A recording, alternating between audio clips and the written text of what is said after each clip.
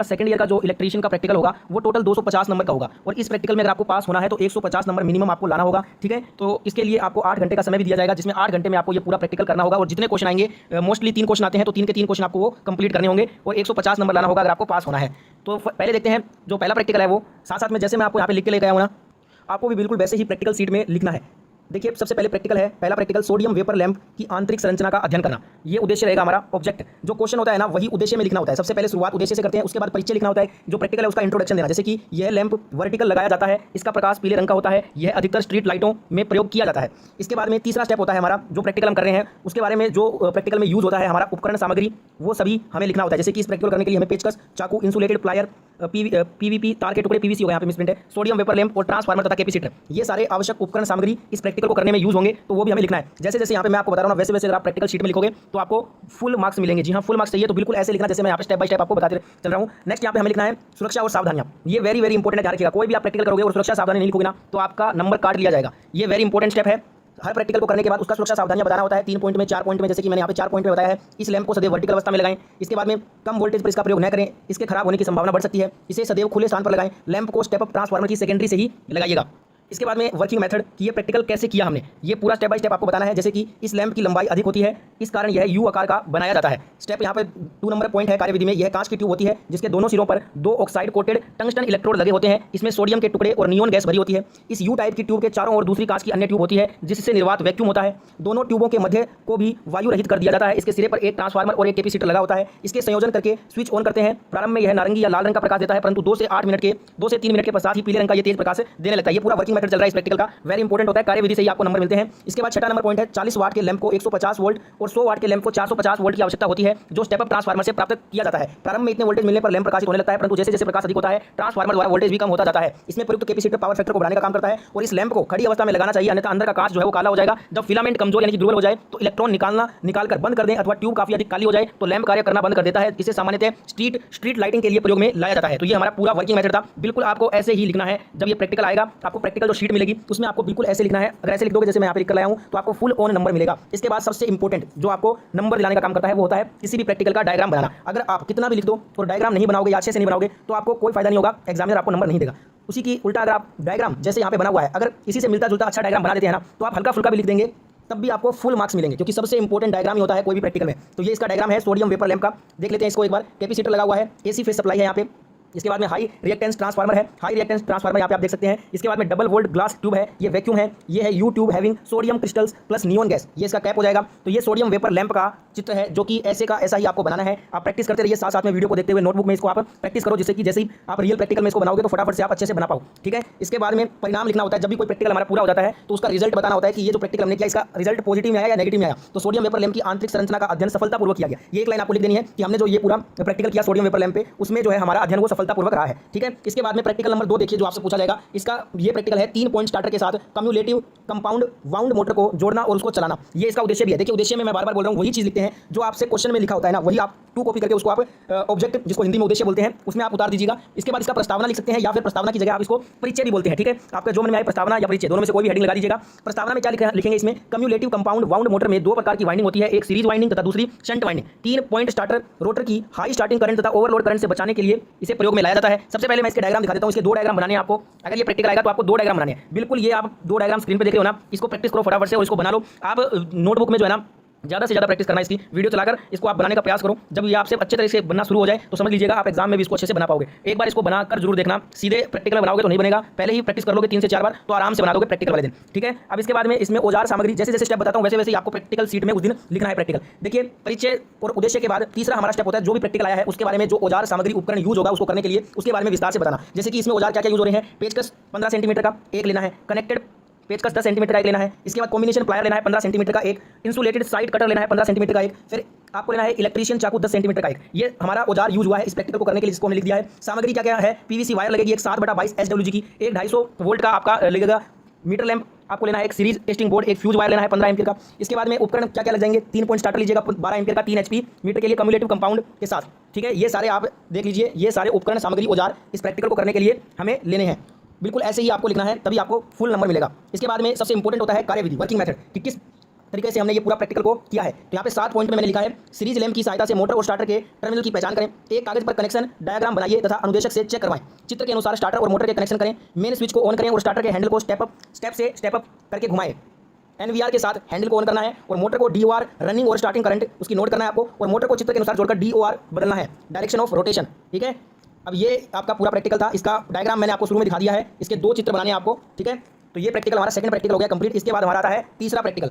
तीसरा प्रैक्टिकल का उद्देश्य क्या है, एक 3 phase 440 volt manual operator star delta starter का अध्ययन तथा जोड़ करने का अभ्यास आपको करना है। स्टेप बाय स्टेप आपको बताते चल रहा हूं मैं कैसे लिखना है और कैसे कब चीज कौन सी चीज आपको कब लिखनी है, वो स्टेप बाय स्टेप जैसे जैसे यहाँ पे लिखी हुई है बिल्कुल वैसे वैसे ही आपको भी उतारना है प्रैक्टिकल शीट में जब आप प्रैक्टिकल करोगे। ठीक है, तो यहाँ पे सबसे पहले इसका डायग्राम देख लेते हैं। ये आपका हो जाएगा स्टार स्टार्टर, ये है डेल्टा स्टार्टर। ठीक है, स्टार डेल्टा स्टार्टर ये जिसमें हमें बोला भी है 3 phase 440 volt manual operator star delta starter का अध्ययन करके उसको जोड़ करने का अभ्यास करना है। तो ये आपका स्टार डेल्टा स्टार्टर का डायग्राम है, ये प्राइमरी हो जाएगा, ये सेकेंडरी हो जाएगा, बिल्कुल ऐसे ही बनाना है। इस डायग्राम में तो कुछ भी नहीं है, तो बहुत ही आसान डायग्राम है, इसको तो आप इजीली बना लोगे। ठीक है, इसके बाद में सामग्री क्या क्या लग रही है इसमें, पीवीसी तार लेना है, सीरीज टेस्टिंग बोर्ड लेना है, टेस्टिंग लैंप लेना है, फ्यूज तार लेना है, 200 वाट लैंप लेना है, उपकरण औजार कौन कौन से लेने हैं, प्लायर लेना है, पेचकस लॉन्ग नोज प्लायर लेना है, कटिंग प्लायर लेना है, इलेक्ट्रिशियन चाकू लेना है और एक फेज टेस्टर लेना है। ठीक है, अब इसकी कार्यविधि सबसे इंपॉर्टेंट होता है वर्किंग मेथड की, कैसे हमने ये पूरा प्रैक्टिकल को अंजाम दिया है। तो वर्किंग मेथड में सर्वप्रथम स्टार्टर का ढक्कन को खोलो और स्टार्टर में लगी सामग्री का अध्ययन कीजिए। स्टार्टर में क्रिया निम्न प्रकार परिपथ पूर्ण करती है। यह स्टार्टर पहले स्टारी में स्टार्ट करती है और बाद में डेल्टा जोड़कर मोटर को चलाती है। स्टार्ट में मीटर डेल्टा का 1/3 गुना धारा लेती है ये। ठीक है, इसके बाद में यह साधारण रूप से एनवीसी तथा ओएलआर ऑफ तथा ऑन के जोड़ होते हैं। इसमें साधारण स्टार्टर के रिमोट कंट्रोल के साथ जोड़े, इसमें जोड़ स्टार्टर के रिमोट कंट्रोल इंच के साथ कनेक्शन को दर्शाना है। स्टार्टर के वे सिरे होते हैं L1 L2 L3 सप्लाई तथा 6 सिरे मोटर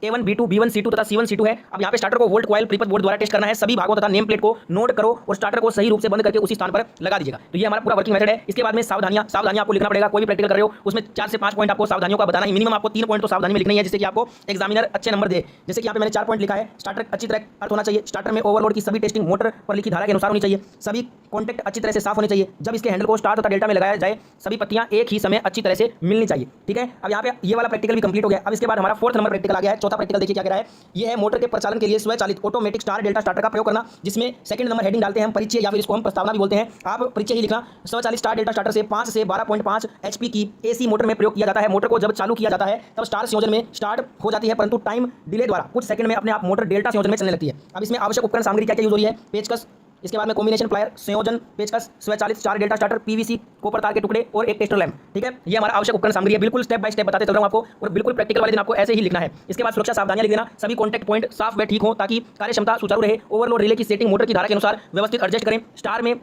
1 और 3 कॉइल और डेल्टा में 2 व 3 कॉइल का संयोजन करें। इसके बाद में इसका वर्किंग मेथड कार्यविधि में सर्वप्रथम आपको लिखना है, सर्वप्रथम नेम प्लेट को देखते और विवरण नोट करें। उसके बाद में सेकंड हमारे यहाँ पे स्टेप रहेगा, उससे पहले देखिए इसका डायग्राम ये बनाना है आपको। वेरी इंपॉर्टेंट चीज है, बार बार बोल रहा हूँ, कितना भी लिख दोगे अगर डायग्राम सही नहीं बनाओगे या नहीं बनाते हो तो आपको नंबर नहीं दिया जाएगा, बल्कि फेल कर दिया जाएगा अगर आप डायग्राम ठीक से नहीं बनाते हैं तो। ठीक है, तो आपको अगर अच्छे नंबर लाना है ना, अगर अच्छे नंबर लेकर आना है प्रैक्टिकल में, तो सबसे इंपॉर्टेंट चीज है आप डायग्राम को पूरा रट कर घोट कर जाओ। अगर आप डायग्राम अच्छा बना दोगे, कितना भी कम लिखोगे तब भी आपको मैक्सिमम नंबर मिलेंगे। ठीक है, क्योंकि सारा खेल यहाँ पे आपका प्रैक्टिकल में डायग्राम का ही होता है। इसमें आप देख सकते हैं ये है स्वचालित स्टार डेल्टा स्टार्टर, इसमें यहाँ पे टाइमर रिले लगा हुआ है। ठीक है, इसमें ओवरलोड यहाँ पे रिले लगा हुआ है। इसके बाद ये इसका ऑफ ऑन ऑफ बटन हो जाएगा, ये एनवीसी हो गया। ठीक है, एनवीसी कॉइल हो जाएगा यहाँ पे। तो ये डायग्राम आप पूरा प्रैक्टिस कर लेना, वीडियो को चलाकर 3 से 4 बार बना लीजिए। कॉपी के अंदर बना लोगे तो वहाँ पे आप प्रैक्टिकल वाले दिन इजीली इसको बना लोगे। अब यहाँ पे वर्किंग मेथड यहाँ पे आप पढ़ सकते हैं, अगर मैं पूरा पढ़ूंगा तो वीडियो बहुत लंबा हो जाएगा। ठीक है, इसलिए आप इसको एक बार देख लीजिएगा, ये पूरा वर्किंग मेथड है इसका, और लास्ट में रिजल्ट लिख देना कि स्वचालित ऑटोमेटिक स्टार डेल्टा स्टार्टर का प्रयोग करके मोटर का प्रचालन सफलतापूर्वक संपन्न किया गया। ठीक है, इसके बाद में अगला हमारा 5वां प्रैक्टिकल कौन सा है, स्क्विरल केज प्रेरण मोटर को स्वचालित स्टार डेल्टा स्टार्टर द्वारा चक्रण की दिशा में परिवर्तन के साथ प्रयोग करना। इसमें आप इंट्रोडक्शन में लिखोगे मोटर की सुरक्षा के लिए स्टार्टर का प्रयोग किया जाता है। स्टार डेल्टा स्टार्टर में स्टार्टिंग में कुल वोल्टेज 58% वोल्टेज ही रहते हैं। मोटर स्टार संयोजन में स्टार्ट हो जाती है, पूरी स्पीड आने पर डेल्टा संयोजन में चलने लगती है। इसमें उपकरण सामग्री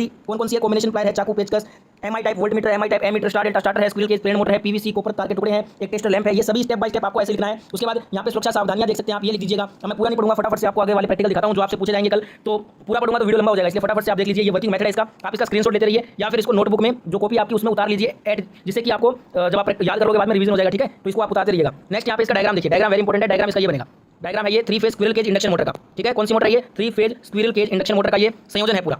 नेक्स्ट यहाँ पे प्रैक्टिकल, अगला प्रैक्टिकल कौन सा है, यूनिवर्सल मोटर को प्रयोग करना। यहाँ पे यूनिवर्सल मोटर का प्रयोग करना है। ठीक है, तो इसमें परिचय में क्या लिखेंगे, शेडेड पोल मोटर में सैलिएंट पोल के साथ शेडेड पोल होता है, जिससे मोटर स्टार्ट होती है। डीसी सीरीज में कुछ परिवर्तन करके इसे एसी पर चलाने योग्य बना लिया जाता है। अंततः इसे यूनिवर्सल मोटर या एसी डीसी मोटर कहते हैं। यह मिक्सर, ग्राइंडर, वैक्यूम क्लीनर आदि में प्रयोग किया जाता है। और इसके बारे में जो आवश्यक सामग्री है वो आप देख सकते हैं, ये आवश्यक सामग्री लगेगी हमें इस प्रैक्टिकल को पूरा करने के लिए। इसमें सुरक्षा सावधानियां लिखनी है, जैसे कि मोटर को लोड के साथ चालू करना है, संयोजनों में सही प्रकार से कस लीजिएगा, मोटर तथा लोड की कपलिंग जिसे पुली या बेल्ट आदि को जांच लीजिएगा अच्छे से। इसका वर्किंग मेथड पूरा यहाँ पे लिखा हुआ है, आप इसको बिल्कुल ऐसा का ऐसा ही कॉपी में उतार लो, बाद में रिवीजन करते रहना। ये इसका बनेगा आपका पूरा डायग्राम, ये आपका यूनिवर्सल मोटर का डायग्राम बनेगा। ये दो डायग्राम बनेंगे जिसमें एसी डीसी सप्लाई दिया गया है, डीपी डीटी स्विच यहाँ पे है, 3 पोजीशन स्विच लगा हुआ है, ठीक है। तो ये इसका डायग्राम बनेगा। ये डायग्राम आप इसको स्क्रीनशॉट ले लो या फिर नोटबुक में इसको प्रैक्टिस करो 3 से 4 बार, जिससे कि प्रैक्टिकल में अच्छे से बना पाओ। इसके बाद हमारा अगला प्रैक्टिकल कौन सा है, पिन इंसुलेटर की पहचान करके उसमें तार बांधना। सबसे पहले हमें पता करना है कि कौन सा इंसुलेटर है, उसके बाद में तार में बांधना है उसको, इंसुलेटर को जो आप खंभों पे देखते हो ना, जो इंसुलेटर लगे होते हैं तार में, वही ये प्रैक्टिकल है, ठीक है। तो इस सबसे पहले इसका परिचय दे देते हैं। परिचय में क्या लिखोगे, 3 प्रकार के इंसुलेटरों का प्रयोग ओवरहेड लाइनों में किया जाता है। इनको ओवरहेड लाइनों में 2 विधियों से बांधा जाता है, गर्दन से तथा ऊपरी खांचे से। इसका आशय केवल यह है कि तार ढीला न रह पाए, ठीक है। अब यहाँ पे इसमें जो सामग्री यूज होती है बेसिकली वो combination plier, mallet, pin insulator, clamp, nut bolt तथा रेगमाल यूज होता है। अब यहाँ पे सुरक्षा सावधानियां भी लिख दीजिएगा, जैसे कि युक्ति के निर्माणक अवयव व आकृति विशेषज्ञ का ज्ञान होना जरूरी है हमें। इसकी दोनों ओर की लपेटें एक दूसरे के विपरीत होनी जरूरी है। इंसुलेटर प्रकारों में भिन्नता की भी पर्याप्त समझ होना जरूरी है। इसके बाद में लपेटें भली प्रकार कसी हुई होनी चाहिए। इसके बाद में लपेटें एक दूसरे को स्पर्श बिल्कुल भी न करे, इसका हमें ध्यान रखना है।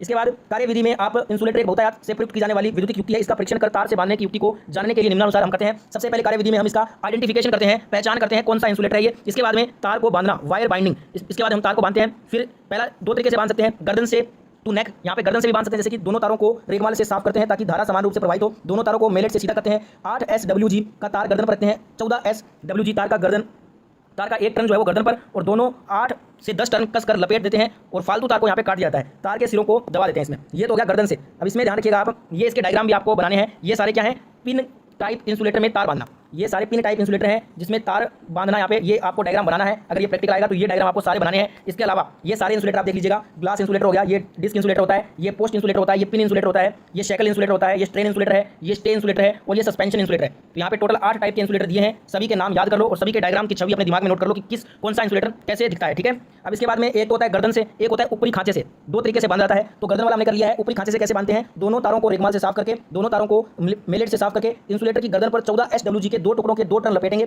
इंसुलेटर के ऊपरी खांचे पर 8 SWG तार को रखते हैं और गर्दन पर लिपटे हुए धुरे तार के दोनों ओर से 6 से 7 टर्न जो है वो कसकर बांध यहाँ पे लेते हैं, ठीक है। दोनों ओर के धुरे तारों के सिरों को विपरीत दिशा में मोड़कर दबा दिया जाता है। लास्ट में परिणाम लिख दीजिएगा। प्रैक्टिकल खत्म होने के बाद रिजल्ट बताना जरूरी है कि पिन इंसुलेटर के परीक्षण तथा उसको तार द्वारा बांधने की प्रक्रिया को जानने संबंधी प्रयोग जो है वो हमारा सफलतापूर्वक हो चुका है।